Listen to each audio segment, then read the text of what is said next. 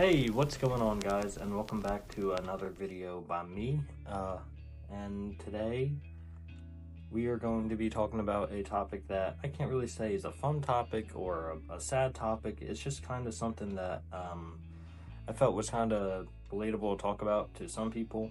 Not everyone to a degree, but just to relate to some people, and who knows, maybe even, open up the eyes of someone else who didn't have a similar childhood experience. And today I wanted to talk about what it was like to grow up broke and the character building it gives you, because it definitely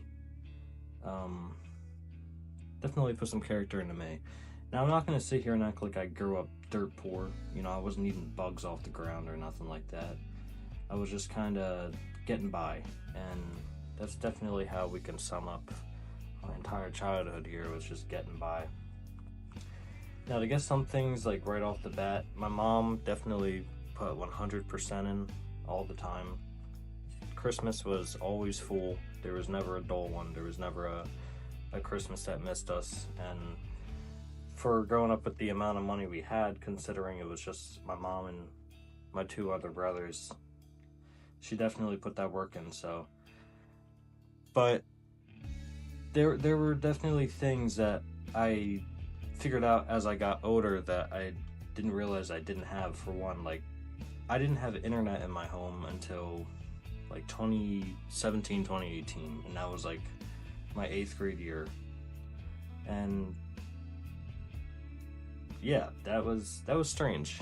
I didn't know what a lot of things were in school, so I didn't get to kind of relate to a lot of people about their favorite YouTuber or their favorite games, because, well, I didn't know. And it was so strange, because I'd always hear people talk about their favorite, like, YouTube videos and internet things, and I kind of was just like, the only time I ever really get to watch YouTube videos is when I get to go over to my grandmother's house, because she had internet over there, so it was kind of like always a special treat to go over. And she had cable too, so I didn't have cable at all growing up.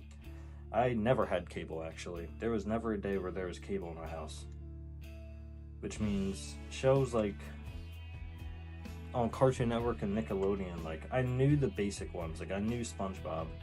I knew the Fairy Odd Parents. I knew the really good ones that everyone knows, right? Because when I'd go over to my grandmother's house occasionally, those are the shows that would be available to me, because she had cable as well. And it also made school a little odd, because, like, just because I went over her house to watch some shows didn't mean I was fortunate to go over and watch all of them. Like, there were shows on Cartoon Network that I still haven't watched to this day. There were shows on Disney XD, I think it was called, that I also still haven't watched. And it's so weird, because looking back, everyone used to talk about it. And the only access I had to TV shows was from the library, so we had a library pass. And we were able to, well, I didn't discover this until I was maybe 16. We were able to go to the library and rent out DVDs. And that's how I watched SpongeBob as a kid, and that's how I watched some older Nickelodeon shows. I was huge on Nickelodeon as a kid. I'm literally playing a SpongeBob game right now, my favorite game of all time. And this is my favorite game of all time, because this is the only game that I had for a long time when I was really young. So I'm still playing on the same GameCube I had since I was about 5 years old. And I had this GameCube upgraded to a Wii eventually in like 2010, because my grandma bought me one. And I had to be frugal with this thing. I mean, I had this thing for years. I couldn't put this thing down. I couldn't risk breaking this thing in the slightest, dude. Because if I broke it, then that was it. And back then, licensed games were fairly cheap. Like, they were still, I think, at market cost, like $50, $40 a game. But where we went, they had like the licensed games on like a pretty cool discount. And that's another thing. Like, another thing is media, like video games. I didn't get an Xbox until I was maybe 14, maybe 13 years old. and these are just pre-owned Xboxes that I didn't own, so I didn't have a lot of game knowledge either, and we didn't have internet, so if I did have a game, I couldn't really play it online. It was just so, it just made things really odd to relate to when you grow up. And those were just like unnecessary things, so it's not like my mom had a reason to buy internet or cable, because we had the antenna that you'd connect to your TV. So we had this big brick of a TV. It was a big box CRT, which I loved. I never saw the downgrade to a CRT. I thought, and still to this day, think CRTs are like the coolest TVs in the freaking world, and I still wish we had our box, but we would connect our antenna to our box and we'd watch antenna shows. Like, they had Fox, so we could watch The Simpsons and Family Guy and whatnot, only on Sundays. And we had a weird show called Cubo. It was a network called Cubo, and this sucked because it was a network that wasn't on cable, so we would watch it at home and then go into school the next day, try to relate to someone, and they'd be like, dude, we have no idea what Cubo is. And Cubo had some of just like the strangest shows you could ever watch, but they were low-key fire. Like, I feel like if they were on major networks, people would like them. They were actually really good. But yeah, Cubo, and that type of stuff when you're younger, it kind of humbles you a bit. Like, you understand that you don't have as much as the next person. Like, going over a friend's house as a kid who had money was weird, dude. It was cool, but it was so strange. A lot of my friends growing up, what I envied them was having a room to themselves. So I spent the first 16, 17 years of my life sharing a room with my two brothers, and it wasn't a big, it was like maybe the size of my room right now, which isn't that big. We had a bunk bed, and we had, you know, dresser and whatnot, just the basic stuff. We were just kind of all squished together, which after a while, I think I found myself just like sleeping on the couch most nights because I just couldn't do it without the privacy anymore. And I'm not gonna lie, like, not having money, a lot of people think like you didn't have food. Like, we had food growing up. Unfortunately, we were an ingredient household because of that, so my mom would only buy food to cook.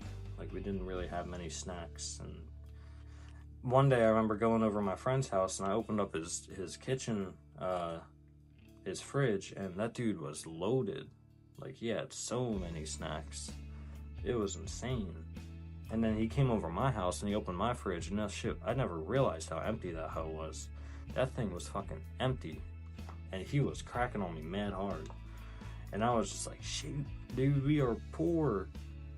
We can only get ingredients, we can't even get snacks. And then the dude whose house I went over to, he was poor too. It was insane, because I was more poor than him. I didn't grow up in a rich, like, I grew up in an apartment complex.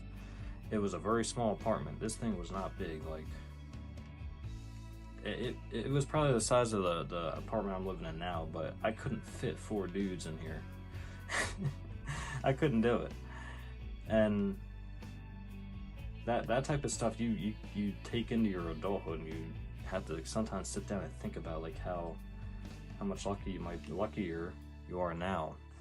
I feel like a lot of people who grow up poor eventually grow up, obviously, and then realize how much they didn't have. And that was a problem for me, because when I finally got a good job, once I moved out of my mom's house, when I started getting money and I could start living that not that rich life, but that life that I always kind of wanted. I moved out. I got a decent job. I have an apartment with my friend. You're thinking to yourself, like, now I finally can get my money up. And then you take that money and you get a lot of money, and then you blow it, and then you really have nothing because you're not used to having money.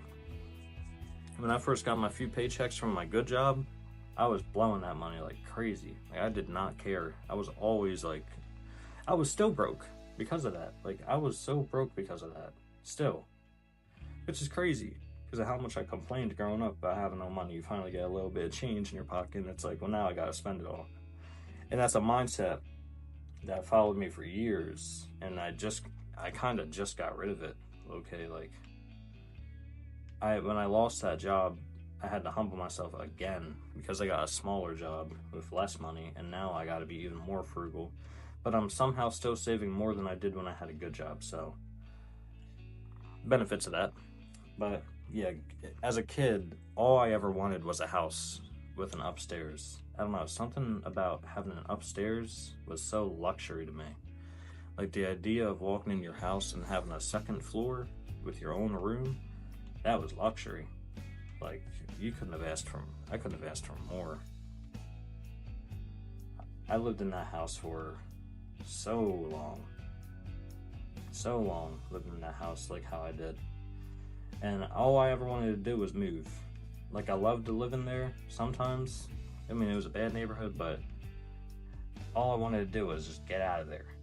Like, move somewhere else. And I remember my 8th grade year, I wrote a letter to myself for when I became a senior. And it said, write a letter to yourself and kind of like reflect on your past. And when I read that note as a senior, because we emailed it to ourselves, I was reading that shit and I was like, holy crap, my life has not changed. I'm still living in the same house. I'm still broke. We finally got internet in 2017. But that wasn't even enough to like compensate for all those years of like missing out. And I'm not saying like, I'm not asking people to feel bad, but I'm just trying to put in like perspective on how some people ended up living their lives. And I'm kind of stretching because I was supposed to only talk about this for 10 minutes, but what I'm saying is it builds character because I'm still not really like I don't really got that much money still to this day. But I know how to live with that. Like I can be okay with that, and it's great because if I didn't grow up how I grew up, if I grew up with the money, I probably wouldn't be the person I am today. Like I wouldn't be the safest dude with my money. I'd probably have no humility. I'm not gonna say I'm like the most humble person in the world, but I definitely wouldn't be as humble as I am. Like